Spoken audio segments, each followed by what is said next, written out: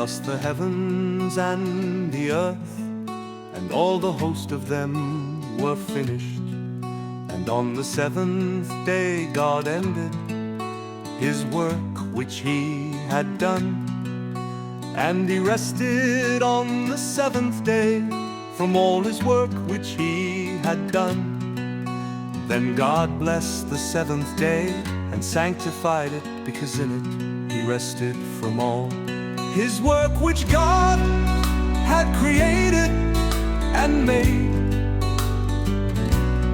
This is the history of the heavens and the earth when they were created, in the day that the Lord God made the earth and the heavens.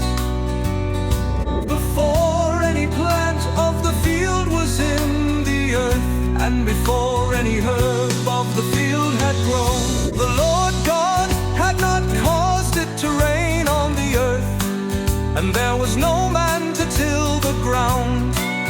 But a mist went up from the earth and watered the whole face of the ground. And the Lord God formed man of the dust of the ground, and breathed into his nostrils the breath of life, and man became a living being.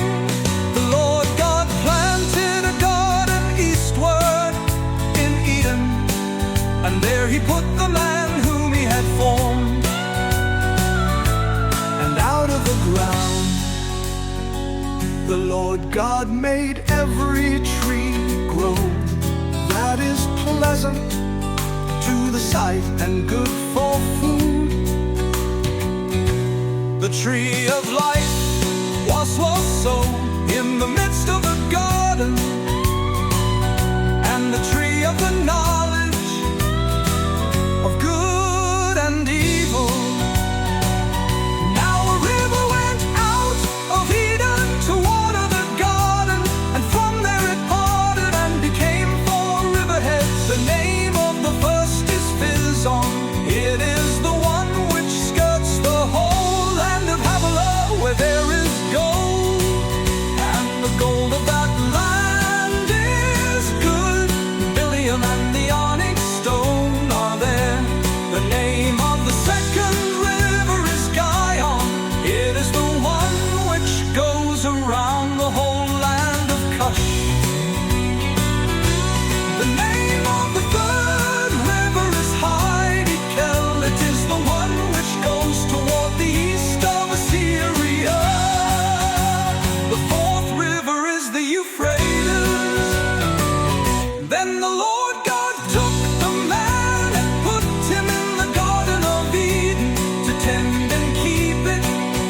And the Lord God commanded the man, saying, of every tree of the garden you may freely eat, but of the tree of the knowledge of good and evil you shall not eat.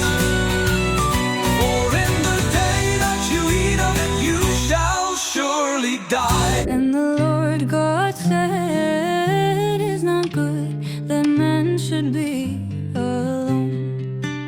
I will make him a helper comparable to him." Out of the ground the Lord God formed every beast of the field and every bird of the air, and brought them to Adam to see what he would call them. And whatever Adam called each living creature, that was its name. So